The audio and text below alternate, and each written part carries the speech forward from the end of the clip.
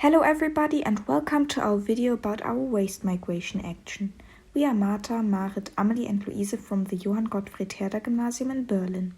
In this video we are going to explain how we reduced our greenhouse gas emissions by minimizing clothing waste and unused clothing. But how exactly did we do this and why?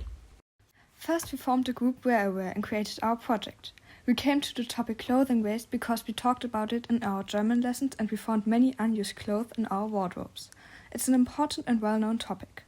For that reason we used a cardboard, cut a hole in it and painted it green. Then we put our group name, slogan and logo on it. All students of our school could put the clothes they wanted to donate in the box.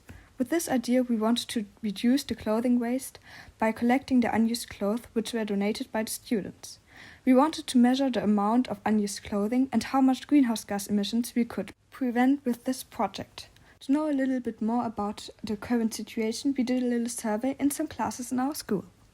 But before we tell you more about our idea and the survey, we want to inform you more about the problems and consequences of greenhouse gas emissions and fashion. The fashion industry is causing 10% of the global greenhouse gas emissions every year. This amounts to 1.2 billion tons of greenhouse gas emissions. Every year, there are 92 billion tons of textile waste all over the world.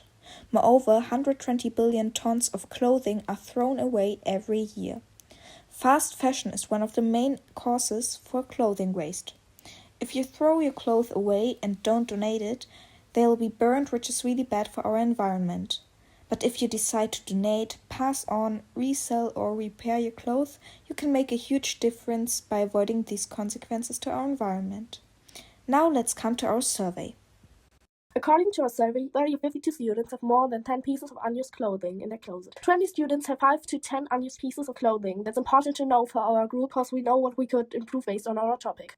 We are lucky to say that almost every one of the 52 students never throw away their slightly damaged clothing and most of them repair them. The main problem was that so many people had unused clothes in their closet. Because of this, we made our clothing box. In the end, we got so many clothes like jackets, sweaters, and scarves. In total, we got 41 pieces of clothing, 2 pairs of shoes, 4 scarves, and 3 hats, 1 t-shirt, 2 pants, 8 jackets, 6 raincoats, and 15 sweaters. The 2 pairs of shoes reduced 28 kilo, and the scarves and hats together reduced 39 kilo of greenhouse gas emissions.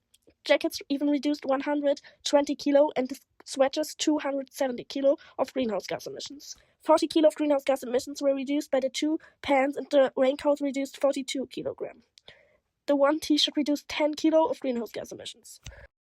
Overall, we observed that many people have unused clothing in their closet and are willing to donate it. We calculated that we could reduce 351 kilograms of greenhouse gas emissions by our mitigating action. In conclusion, our experiment was effective because we got many pieces of clothing that we could donate, which were quite a lot. This could be because the students were aware of the current situation and wanted to do something good for our environment. The environmental benefits of our mitigation measure were that we could reduce 351 kilograms of greenhouse gas emissions. Cultural benefits were that we strengthened our society by helping out other human beings. Social benefits were that we donated the clothing and helped out other people, and we supported them.